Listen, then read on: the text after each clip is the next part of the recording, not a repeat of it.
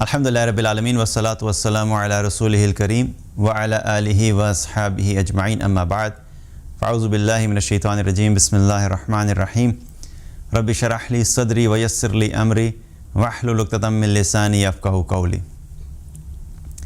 اللہ تعالیٰ نے ہمیں جو دین دیا ہے یہ زندگی گزارنے کا ایک مکمل پیکج دیا ہے کہ ایک مسلمان نے اپنی پوری زندگی کیسے گزارنی ہے۔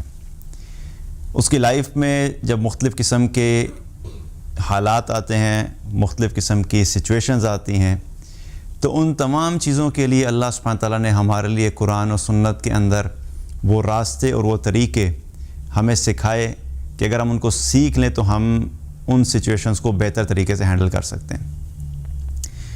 اگر ہم اسلام کے بارے میں دیکھیں تو آج ہمارا جو رویہ ہے وہ بڑا لمیٹڈ چیزیں ہیں اسلام کی جو کہ ہم فالو کرتے ہیں۔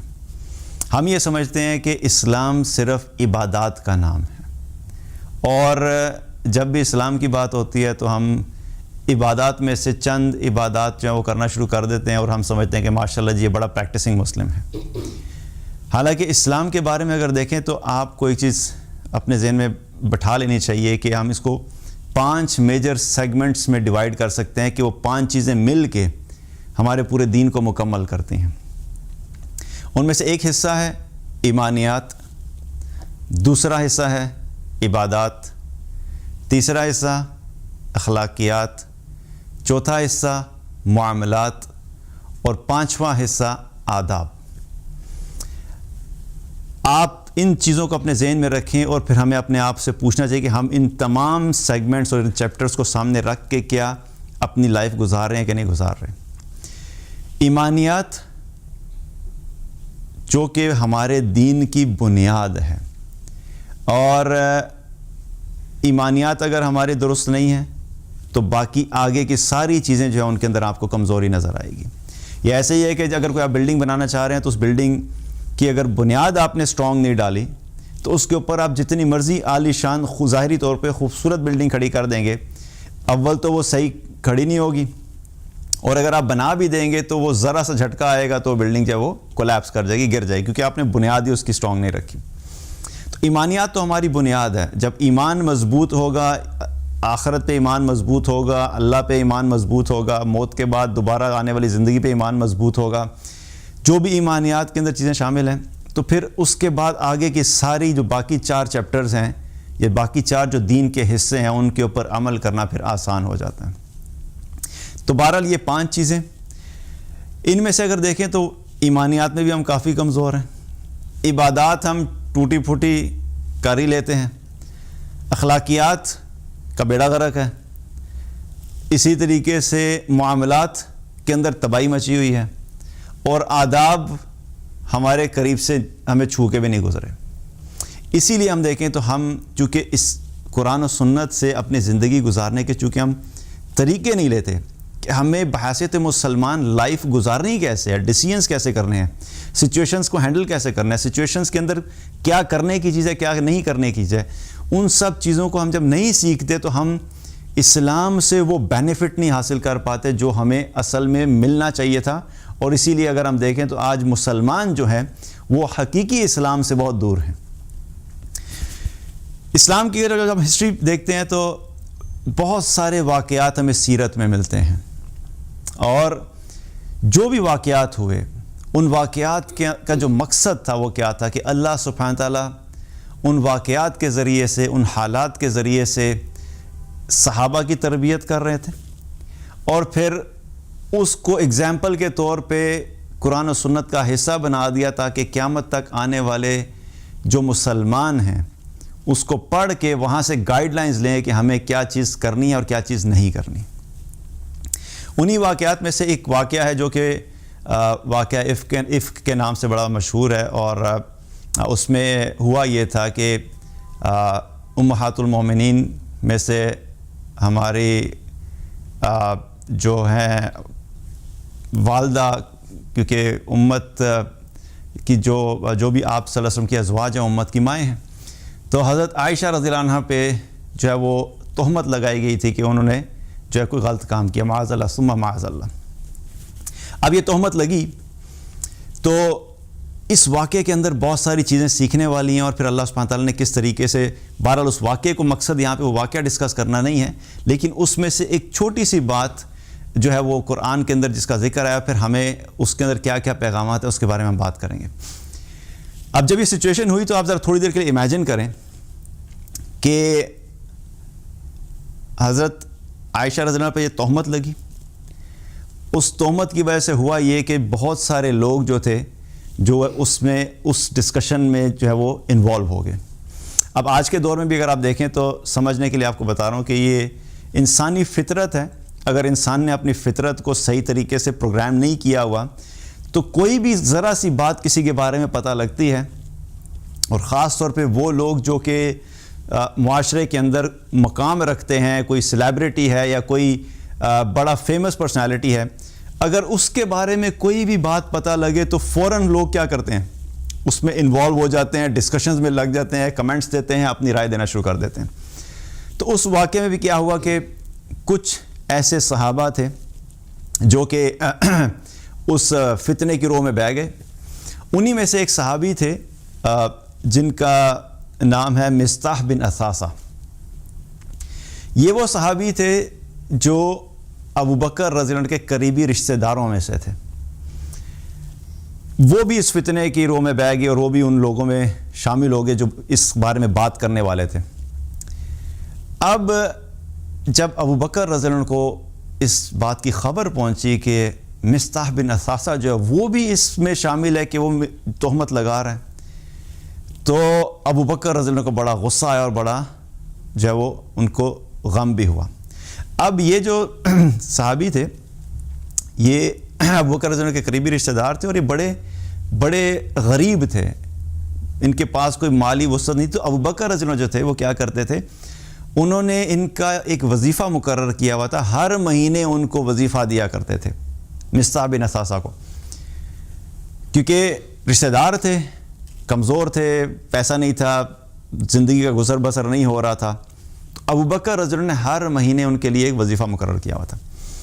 اب جب آپ کو پتہ لگا کہ مصطح بن اثاثہ بھی اس میں شامل ہے تو ابو بکر رضی اللہ عنہ کو بڑا غصہ آیا، بڑا غم ہوا، اور ابو بکر رضی اللہ عنہ نے کیا کیا کہ انہوں نے قسم کھا لی کہ میں آج کے بعد اب اس کی بالکل مدد نہیں کروں گا، اب میں اس کی مدد نہیں کروں گا۔ اب ابو بکر رضی اللہ عنہ نے جو ہے وہ، اب آپ یہاں پہ تھوڑی دیر کے لیے ذرا سچویشن سمجھیں کہ یہ بڑا ایک نیچرل قسم کا ریئیکشن تھا۔ آپ ذرا کنیکشن سمجھیں۔ پہلی بات، شخص کون ہے؟ ابو بکر رضی اللہ عنہ۔ تہمت کن پہ لگائی جا رہی ہے؟ حضرت عائشہ رضی اللہ عنہ پہ، جو کیا ہے ان کی بیٹی، پہلی نسبت۔ دوسری نسبت کیا ہے کہ عائشہ رضی اللہ عنہ جو ہے وہ کیا ہے؟ امہات المومنین میں سے ہیں، دوسری نسبت۔ تیسری کیا ہے کہ وہ رسول اللہ صلی اللہ علیہ وسلم کی وائف ہوئیں، ٹھیک ہے، اور آپ صلی اللہ علیہ وسلم سے جو ابو بکر رضی اللہ عنہ کا تعلق تھا، تو ہر لحاظ سے، ہر اینگل سے یہ بات اتنی شدید تھی کہ جو غصہ تھا اور جو رنج تھا وہ بڑا ایک نیچرل ریئیکشن تھا۔ تو آپ نے کیا کہا کہ جی میں آج کے بعد جو ہے اس کی مدد نہیں کروں گا۔ اب سبحان اللہ، یہاں پہ جو سیکھنے کی بات ہے ہم اس پہ فوکس کریں گے کہ اللہ سبحانہ تعالیٰ نے کس طریقے سے صحابہ کی تربیت کی اور ان کو گائیڈ کیا کہ سچویشن جب بھی آئے گی اس میں تم لوگوں نے کس طریقے سے ریئیکٹ کرنا ہے۔ اب ادھر ابو بکر رضی اللہ عنہ نے قسم کھائی کہ اب میں اس کی مدد نہیں کروں گا، اللہ سبحانہ تعالیٰ نے قرآن میں آیات نازل کر دیں۔ اللہ تعالیٰ نے کیا فرمایا؟ وَلَا يَعْتَلِ أُولُو الْفَضْلِ مِنْكُمْ وَالسَّعَةِ، اور تم میں سے جو، اور نہ کھائیں قسم تم میں سے وہ لوگ جو کہ فضیلت والے ہیں اور وسعت والے ہیں، أَن يُؤْتُوا أُولِي الْقُرْبَى وَالْمَسَاكِينَ وَالْمُهَاجِرِينَ فِي سَبِيلِ اللَّهِ، کس چیز کی قسم؟ کہ وہ نہیں دیں گے اپنے قرابت داروں کو، یا نہیں خرچ کریں گے اپنے قرابت داروں پہ اور مساکین پہ، یا ان لوگوں پہ جو کہ اللہ کی راہ میں ہجرت کر رہے ہیں۔ سبحان اللہ۔ اللہ سبحانہ تعالیٰ نے، اب آپ ذرا سچویشن دیکھیں کہ اتنی شدید غم کی حالت ہے ابو بکر رضی اللہ عنہ کے لیے، اس میں اللہ سبحانہ تعالیٰ نے ان کے جو ایموشنز ہیں اور ان کے جذبات کی بنیاد کے اوپر اب وہ جو فیصلہ کر رہے ہیں، اللہ سبحانہ تعالیٰ نے فوراً وہاں ان کے لیے کریکشن نازل کر دی کہ نہیں ابو بکر آپ اپنے مقام کو سمجھو. اور اللہ سبحانہ تعالیٰ نے یہاں پہ ان کو کس انداز سے جو ہے وہ بلایا، کیا انداز بلایا کہ ان کو جو مقام یاد دلایا کہ نہ قسم کھائیں تم میں سے وہ جو فضیلت والے ہیں. پہلی چیز یاد کرائی کہ آپ عام انسانوں میں سے نہیں ہیں، آپ اہل فضل میں سے، اللہ نے آپ کو بڑے فضیلت والا بنایا ہے. اور پھر دوسری نسبت کیا، دوسری ان کی جو بات تھی کیا یاد دلائی کہ جو وسعت والے ہیں، اللہ نے آپ کو مال میں بھی وسعت دی ہے. تو اللہ سبحانہ تعالیٰ نے پہلے یہ چیز کی. پھر اس کے بعد جو اللہ سبحانہ تعالیٰ نے آگے جا کے ابو بکر رضی اللہ عنہ کے اس میں کیا فرمایا ان سے، وَلْيَعْفُوا وَلْيَصْفَحُوا، فرمایا کہ آپ کو کیا کرنا چاہیے کہ تم ان کو معاف کرو اور تم ان کو درگزر کرو. یہاں پہ اب ایک اور بڑی پیاری بات نظر آتی ہے، وہ کیا ہے کہ اللہ سبحانہ و تعالیٰ نے صرف اتنا نہیں کہا کہ تم ان کو معاف کرو، کیونکہ اگر سچویشن جو ہوئی تھی اور اس میں کیا تھا کہ جب اگر کسی نے تہمت لگائی ہے تو تہمت لگانے کے نتیجے میں کیا تھا کہ بس ٹھیک ہے اس کو معاف کر دو، اس سے غلطی ہوگی اس کو معاف کر دو. اللہ سبحانہ نے صرف یہ نہیں کہا کہ معاف کرو، بلکہ کیا وَلْيَصْفَحُوا، اور بلکہ تم درگزر بھی کرو. درگزر کا مطلب کیا ہوتا ہے؟ اگنور کرو، چھوڑ دو، لیٹ اٹ گو، ڈسکس مت کرو، اس کو ریئلائز مت کراؤ، اس کو شرمندہ مت کرو، اس کو بار بار اس چیز کا احساس نہ دلاؤ کہ تم نے کیا غلطی کی ہے. معافی کا مطلب کیا ہوتا ہے کہ اگر مثال کے طور پہ اگر کسی شخص نے آپ کو گالی دی تو گالی کے بدلے میں آپ اس کو گالی دے سکتے ہیں. ہمارا دین اس چیز کی اجازت دیتا ہے کہ جتنا کسی نے آپ کو کہا اتنا اس کے بدلے میں آپ اس کو کہہ دیں. لیکن معاف کرنے کا مطلب کیا ہے کہ آپ نے اس کا بدلہ نہیں لیا، آپ نے کہا ٹھیک ہے تم نے مجھے گالی دی لیکن میں تمہیں گالی نہیں دوں گا، میں تمہیں اللہ کی خاطر معاف کرتا ہوں. تو یہ ہو گیا معاف کرنا، آپ نے بدلہ نہیں لیا. درگزر کا مطلب یہ ہے کہ آپ نے پھر اس کو چھوڑ بھی دیا، بھول بھی گئے، بالکل ہی آپ نے اس کو اگنور کر دیا کہ بھئی ایسے کہ جیسے اس کے ساتھ کبھی کوئی غلطی ہوئی ہی نہیں تھی. اب یہ بڑی ہمت کی بات ہوتی ہے، مطلب یہاں پہ اب یہ کریکٹر بلڈ ہو رہا ہے کہ اتنی بڑی بات، اتنی بڑی سچویشن، اور اس سچویشن کے اندر اپنے جذبات کو آپ نے کیسے قابو کرنا ہے. اور اگر آپ پہلے جو نیک عمل کر رہے تھے، کسی کے ساتھ خیر خواہی کا معاملہ کر رہے تھے، تو اس میں یہ بھی کلیئرٹی آ گئی کہ آپ پہلے اللہ کی خاطر کر رہے تھے. اگر آپ اللہ کی خاطر پہلے کر رہے تھے تو وہ اللہ تو اب بھی موجود ہے. تو اگر آپ اللہ کے لیے کر رہے تھے تو آپ اس کو کنٹینیو کریں، آپ اس کو روک نہیں سکتے. اور یہاں پہ ایک اور چیز بڑی امپورٹنٹ ہے کہ یہ سمجھنا چاہیے، ہمیں پتہ ہونا چاہیے کہ اللہ سبحانہ تعالیٰ نے جن لوگوں کو مال میں وسعت دی ہے اور جب وہ اللہ کی راہ میں خرچ کرنے کا ارادہ کرتے ہیں، جو صدقات ہیں، ان میں سب سے پہلی جو پرائرٹی ہوتی ہے وہ اپنے قریبی رشتہ داروں کی ہوتی ہے. آپ جب بھی کسی پہ مال خرچ کرنے کا ارادہ کریں گے کہ آپ نے اللہ کی راہ میں صدقہ کرنا ہے، تو سب سے پہلے آپ یہ دیکھو کہ آپ کی اپنی فیملی کے اندر کون غریب ہے، کون مستحق ہے، سب سے پہلے اس کا حق بنتا ہے، پہلے اس پہ خرچ کرو. تو ابو بکر رضی اللہ عنہ جب ان پہ خرچ کر رہے ہیں، کیونکہ اپنے رشتہ داروں پہ خرچ کرنے کا دوہرا اجر ہے. ایک اللہ کی راہ میں صدقہ کرنا، اس کا اجر ملے گا، دوسرا صلہ رحمی کرنے کا، اس کا بھی اجر ملے گا. تو یہاں پہ یہ بھی چیز پتہ لگی کہ ابو بکر رضی اللہ عنہ جو تھے وہ اپنے قریبی رشتہ داروں کے لیے ان پہ خرچ کرتے تھے. دوسری بات یہاں پہ کیا پتہ لگتی ہے کہ ابو بکر رضی اللہ عنہ جو تھے وہ ہر ماہ ان کو دیتے تھے. صدقے کے بھی مختلف طریقے ہوتے ہیں نا. ایک ہوتا ہے کہ جو سچویشنل ہے، کسی کے اوپر وقتی طور پہ کوئی حالات آئے، کوئی ایسی بیماری آئی کہ بڑی شدید بیماری تھی اور ڈاکٹر نے کہا جی کہ ان کا آپریشن ہوگا اور آپریشن کرانے کے لیے 1 لاکھ روپیہ چاہیے. اب وہ بندہ جو ہے اس کے پاس 1 لاکھ روپیہ نہیں ہے، وہ اس کے پاس آپ جانتے ہیں اس کو کہ وہ عام حالات میں تو مشکل سے اپنا گزارا کر رہا تھا، تو وہ 1 لاکھ کہاں سے لے کے آئے گا. تو آپ نے ون ٹائم جو ہے کہیں سے ارینج کر کے آپ نے اس کی مدد کر دی. ایک تو یہ سچویشن ہوتی ہے صدقے کی. ایک یہ ہوتی ہے کہ آپ جانتے ہیں ایک شخص ہے، ایک فیملی ہے جس کا گزر بسر ہوتا ہی نہیں، وہ جاب بھی کر رہا ہے، محنت بھی کر، لیکن اس کے باوجود وہ اتنے پیسے نہیں کما پا رہا کہ وہ اپنا گزارا کر سکے، تو آپ کیا کرتے ہیں کہ آپ ہر مہینے اس کے لیے ایک معاوضہ فکس کر دیتے ہیں کہ بھئی ٹھیک ہے میں آپ کو ہر مہینے اتنا دیا کروں گا آپ کے لیے خرچے کے لیے۔ اب یہ جو صدقہ کرنا ہے، یہ کرنے والے کے لیے اس کا سٹیٹس جو ہے وہ دوسرے صدقے کی نسبت زیادہ بڑا ہے۔ اس کی وجہ یہ ہے، ایک تو جب آپ کسی کے ساتھ کمٹمنٹ کر لیتے ہیں کہ آپ اس پہ کریں گے، تو آپ کے اوپر ایک ایکسٹرا پریشر ہوتا ہے، ایکسٹرا رسپانسبلٹی ہوتی ہے، اور ہم میں سے ہر انسان جو ہے اپنی فطرت میں ایسا ہے کہ ہم ذمہ داری سے بھاگتے ہیں، ہم کسی کی ذمہ داری لینے کے لیے تیار نہیں ہوتے، ہم صرف آسانیوں کے ساتھ نیک اعمال کرنے کے عادی ہوتے ہیں، اور ہم چاہتے ہیں ہم آسانیوں کے ساتھ ہی نیک اعمال کرتے رہیں، اپنی ذات پہ کوئی مشکل یا اپنی ذات پہ کسی قسم کی کوئی جو ہے وہ تکلیف نہیں آنی چاہیے اور کوئی قربانی نہیں ہونی چاہیے۔ تو جب آپ منتھلی کمٹ کرتے ہیں تو یاد رکھیں کہ وہ بڑی کمٹمنٹ ہوتی ہے اور اس کی ذمہ داری بھی بڑی ہوتی ہے۔ تو بہرحال وہ کیا کرتے تھے، ہر مہینے دیا کرتے تھے۔ اب اللہ سبحانہ وتعالیٰ نے یہ کہا جی کہ آپ ان کو معاف کریں اور آپ ان سے درگزر کریں۔ اور پھر اگلی بات جو اللہ سبحانہ وتعالیٰ نے کی وہ بڑی پیاری بات ہے۔ اللہ تعالیٰ نے کیا فرمایا؟ الا تحبون ان یغفر اللہ لکم واللہ غفور رحیم۔ کیا آپ اس چیز کو پسند نہیں کرتے کہ اللہ بھی آپ کو معاف کرے، اور بے شک اللہ تعالیٰ بڑا معاف کرنے والا اور بڑا رحم کرنے والا ہے۔ تو اللہ سبحانہ تعالیٰ نے اس کے دو معنی بنتے ہیں۔ کیا فرمایا؟ ایک تو یہ کہ جس طریقے سے آپ اپنے لیے پسند کرتے ہیں کہ اگر زندگی میں کوئی ایسی سچویشن ہو جائے جہاں پہ آپ سے کوئی غلطی ہوگی، ہمارے لیے پیغام ہے کہ جہاں پہ آپ سے کوئی غلطی ہوئی، اب غلطی کی صورت میں آپ کو پتہ ہے کہ آپ نے غلطی کی اور دوسرا بندہ جو ہے وہ حق کے اوپر ہے، تو آپ یہ پسند کرتے ہیں کہ اب جو دوسرا بندہ ہے وہ مجھے معاف کر دے۔ ہم اپنے لیے پسند کرتے ہیں نا کہ دوسرا بندہ مجھے معاف کر دے۔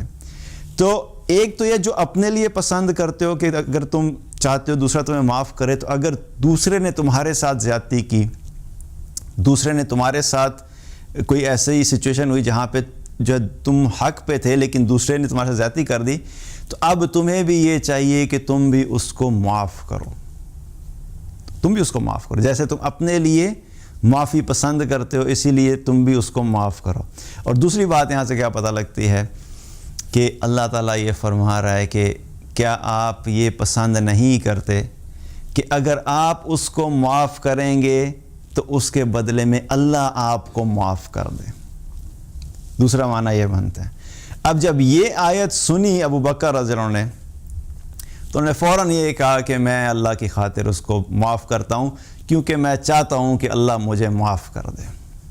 سبحان اللہ۔ another thing کہ احساس ہو گیا جو ہی قرآن کی آیت آئی اور ابو بکر رضی اللہ عنہ کو ریئلائز ہو گیا کہ نہیں، میں نے اپنے ایموشنز کے اندر ایک ایسا ڈیسیژن لے لیا تھا، ایسی بات کر لی تھی جو کہ میں سمجھتا تھا کہ ٹھیک ہے، لیکن اللہ سبحانہ تعالیٰ نے جب مجھے ایک اس سے بہتر راستہ دکھایا کہ آپ کو یہ نہیں کرنا چاہیے تھا کہ آپ اس کی مدد بند کر دیں، بلکہ آپ کو یہ کرنا چاہیے تھا کہ آپ اس کو معاف کریں، درگزر کریں۔ جب آپ یہ کریں گے تو اس کے بدلے میں اللہ بھی آپ کو معاف کرے گا۔ تو انہوں نے فوراً اپنی کریکشن کی، انہوں نے کہا ٹھیک ہے، جو بات ہوئی ختم، میں اس کو معاف کرتا ہوں، کیونکہ میں یہ چاہتا ہوں کہ اس کے بدلے میں اللہ مجھے معاف کر دیں۔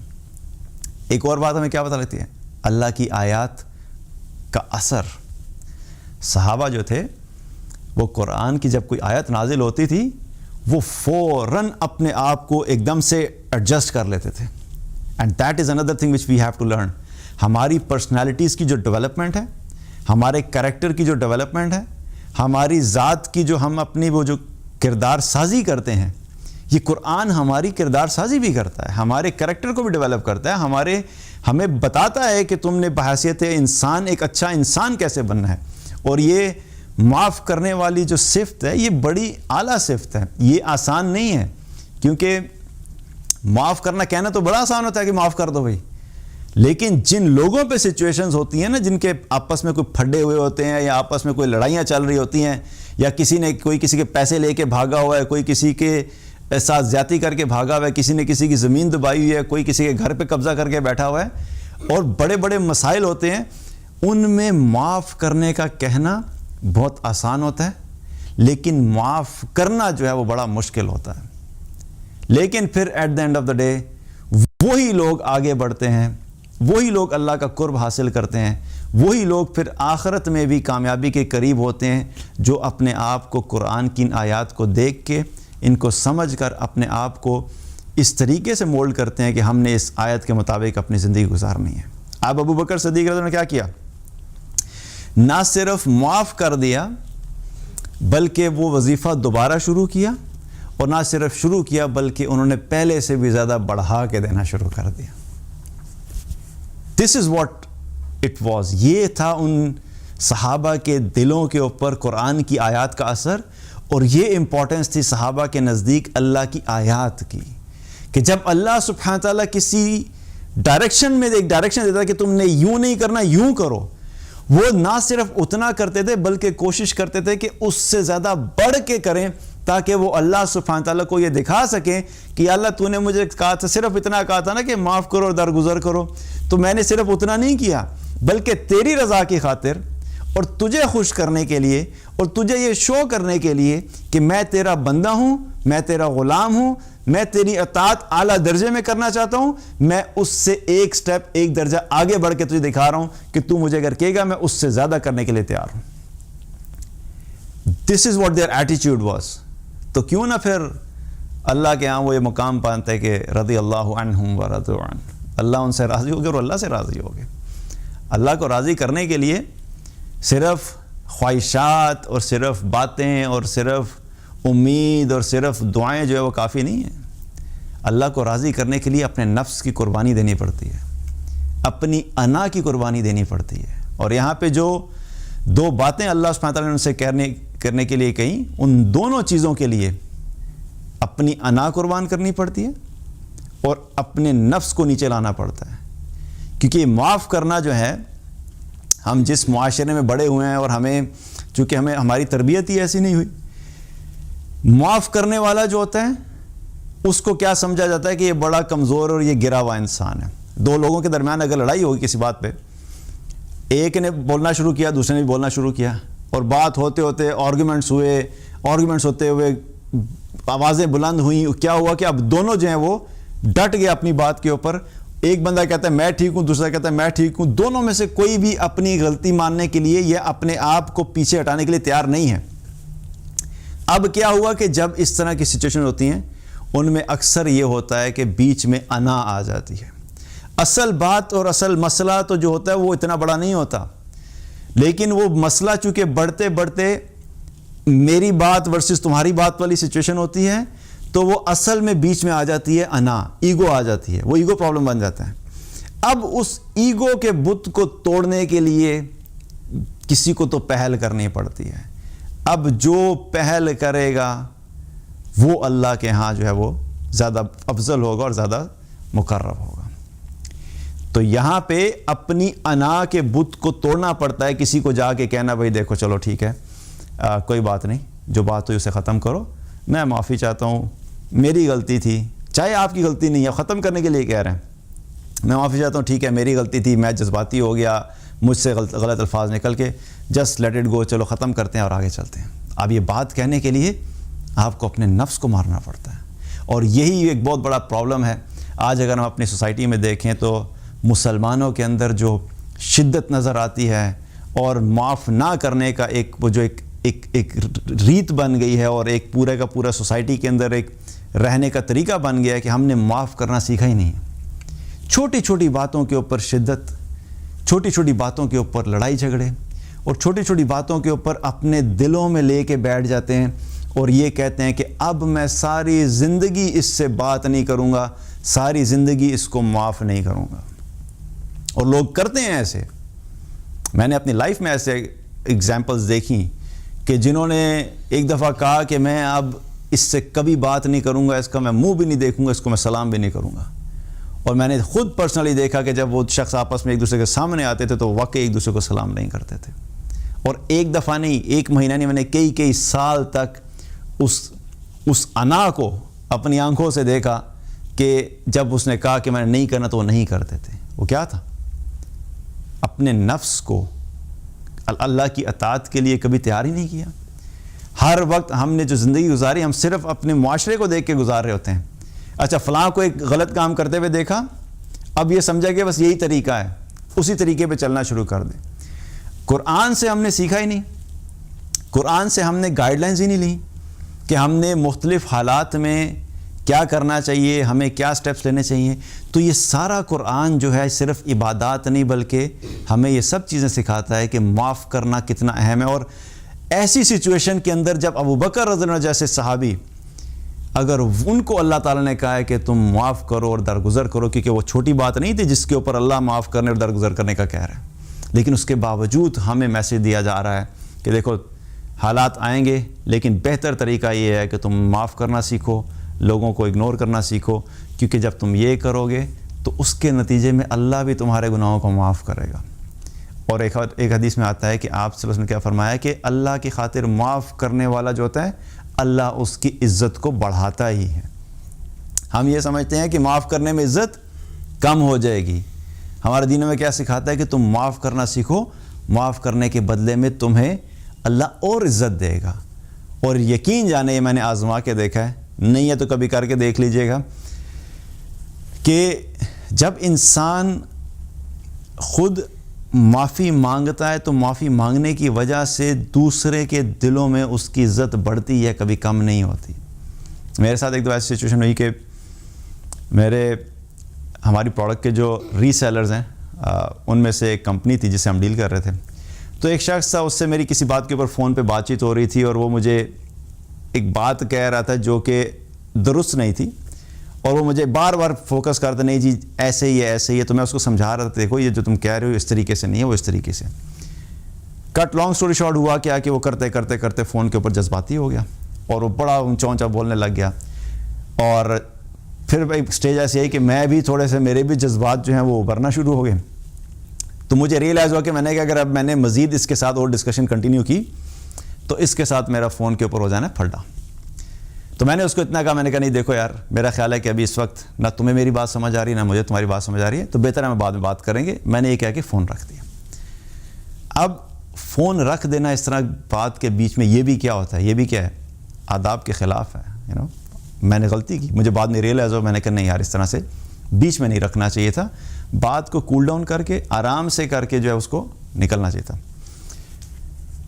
کچھ وقت گزرا تو مجھے جب ریئلائز ہوا تو میں نے اسے کیا میں نے فون کرنے کے بجائے میں نے اس کو ٹیکسٹ کر دیا. میں نے اسے میسیج کیا کہ I just want to apologize, whatever happened just forget about it. مطلب میں نے اسے کہا کہ بھائی جو بھی ہوا اس کو چھوڑ دے, غلط ہوا, ایموشنل ہو گئے, اور اس میں ہم آرام سے بات کریں گے بعد میں. اس کا مجھے آگے سے رپلائی آیا, بلکہ فون آ گیا مجھے, فون کر کے کہتے no man it's okay, we are like brothers, sometimes it can happen, کوئی مسئلہ نہیں ہے, ہم بھائیوں کی طرح ہی ہیں, کبھی کبھی جذبات ایسے ہو جاتے ہیں, تو کوئی ایسا مسئلہ نہیں ہے, تو انشاءاللہ اس کو ہم آرام سے کریں گے. کیا ہوا, ذرا سی بات لکھنے کی وجہ سے وہ سارا مسئلہ بھی حل ہو گیا. اس کی وجہ سے جو میرے اوپر سٹریس تھا, اور I'm pretty sure کہ جو دوسری طرف بندہ تھا وہ بھی سٹریسفل ہو گیا تھا, اور اس کا بھی دماغ گھوم رہا تھا, میرا بھی دماغ گھوم رہا تھا, میرا بھی زندگی کی اور چیزوں سے فوکس ہٹ گیا تھا, وہ بھی اسی طرح کی سچویشن میں ہوگا. پھر ایک دوسرے کے لیے نفرت کے جو جذبات تھے, پھر ایک دوسرے کے لیے انتقام لینے کے جو جذبات تھے, پھر اس چیز کو آگے لے کے جانے کے نہیں اس کو تو میں اگلے لیول کے اوپر لے کے جاؤں گا اور اس کو میں ریئلائز کراؤں گا کہ تم غلط ہو. ایک تو راستہ یہ تھا, اور اس راستے کے اندر اتنی زیادہ مشکلات آگے سب کے لیے بڑھنی تھی. دوسرا راستہ کیا تھا کہ اپنے نفس کو اور اپنے جذبات کو اور اپنی ایگو کو دبا لو, اور اس سے ایک چھوٹا سے بات لکھ کے معافی مانگ لو, ایکسکیوز کر لو, اپولوجائز کر لو. اس کی وجہ سے کیا ہوا کہ وہ سارے کے سارے جو آنے والے ایکسپیکٹڈ پرابلمز اور ایشوز تھے وہ سارے کیا ہوئے, وہیں پہ ختم ہو گئے. دل بھی مطمئن ہو گیا. اور آپ کبھی کر کے دیکھو کہ آپ جب معافی مانگو گے, وہی جو جذبات اتنے زیادہ تھے, معافی مانگتے ہی آپ کا اپنا دل اتنا سکون میں آ جائے گا. اللہ سبحانہ تعالیٰ ایسے شخص کے دل کو بھی ایک دم سے مطمئن کر دیتا ہے اور سکون عطا فرماتا ہے, اور دل کے اندر ایک خوشی محسوس ہوتی ہے, اور انسان کو خود محسوس ہوتا ہے کہ نہیں میں نے واقعی ایک بڑے جگرے کا کام کیا ہے کہ جاگے میں نے اس سے معافی مانگی ہے.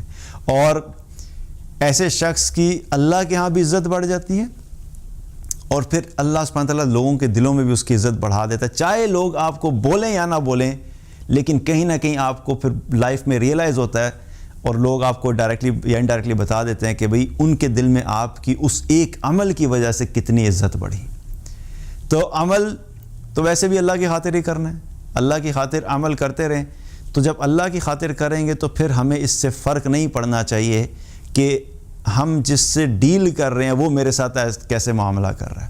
اور یہاں سے ایک اور بھی چیز پتہ لگتی ہے, وہ کیا ہے کہ ہم نے دوسروں کے ساتھ صرف اس وقت تک خیر خواہی نہیں کرنی جب تک کہ وہ ہمارے ساتھ اچھا چل رہا ہے. ہم نے لوگوں کے ساتھ اس وقت بھی خیر خواہی کرنی ہے جب لوگ ہمارے ساتھ اچھائی نہ کریں, کیونکہ اچھائی کے بدلے میں اچھائی کرنا آسان کام ہے. تم مجھ سے مسکرا کے ملو, میں تم سے مسکرا کے ملوں, تو کیا فرق پڑتا ہے؟ کوئی دونوں ہی ماشاءاللہ سے مسکرا کے مل رہے ہیں. لیکن ایک بندہ جس کو پتہ ہے کہ آپ سے ناراض ہے, یا وہ آپ اس بندے کے اندر تکبر ہے, اور اس کو آپ جا کے مسکرا کے ملیں, جو آپ کے سلام کا سیدھا جواب نہ دے اس کو آپ بار بار سلام کریں, یہ ایک بہت عظیمت کی بات ہے. تو اگر فیملی ہو, دوست ہوں, کولیگز ہوں, سوشل سرکل میں کوئی بھی انسان ہے, چاہے آپ کے ساتھ برا کرے, آپ اپنی ایک ڈیفالٹ پوزیشن یہ رکھیں کہ میں نے دوسروں کے ساتھ ہر حال میں خیر ہی کرنی ہے. اور جب آپ اللہ کی خاطر لوگوں کی برائی کے بدلے میں بھی اچھائی سے جواب دیں گے تو پھر اللہ آپ کی سائیڈ پہ ہوگا, اس کی سائیڈ پہ نہیں ہوگا. اور جب اللہ آپ کی سائیڈ پہ ہوگا تو اللہ سبحانہ تعالیٰ خود آپ کے معاملات کو سنبھالے گا, اور آپ کے لیے مشکلات سے راستے نکالے گا, اور عزت کے وہ راستے نکالے گا جو انسان اپنی کوشش سے بھی عزت حاصل نہیں کر سکتا. اس لیے ہر وقت یہ کرنا چاہیے کہ اپنے آپ کو اللہ کی اطاعت میں رکھیں اور اللہ کی گائیڈ لائنس کو دیکھ کے زندگی گزاریں.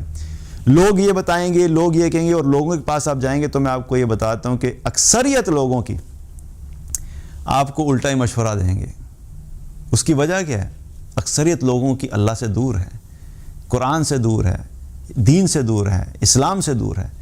وہ سورس آف لرننگ ان کی اور ان کا جو سورس آف گائیڈ لائنز ہے اور گائیڈنس ہیں وہی اگر غلط ہے تو جس کی اپنی سورس غلط ہے وہ آپ کو کیسے صحیح مشورہ دے سکتا ہے؟ اسی لیے کہتے ہیں کہ جب مشورہ لیں تو کسی اہل علم سے لیں جو قرآن اور سنت کو جاننے والا ہو, وہ آپ کو صحیح راستہ بتا سکتا ہے کہ کس طریقے سے تم اپنی زندگی میں جو صحیح فیصلے کر سکتے ہو. مشورہ لیتے ہوئے بھی اپنے جو لوگ آپ رکھیں وہ صحیح رکھیں تاکہ آپ کو وہ صحیح مشورہ دے سکیں. اللہ تعالیٰ سے دعا ہے کہ اللہ تعالیٰ ہم سب کو ایمان عطا فرمائے, تقویٰ عطا فرمائے, جو بات کہی اس پہ مجھے بھی عمل کرنے کی توفیق عطا فرمائے, آپ سب کو عمل کرنے کی توفیق عطا فرمائے. اللہ ہمیں ان لوگوں میں شامل کرے جو کہ اعلیٰ اخلاق والے ہوں, اور جو غلطیاں کوتاہیاں ہم سب سے, اللہ سبحانہ تعالیٰ ہم سب کی کوتاہیوں اور غلطیوں کو معاف کرے. بارک اللہ علیکم. السلام علیکم ورحمۃ اللہ وبرکاتہ.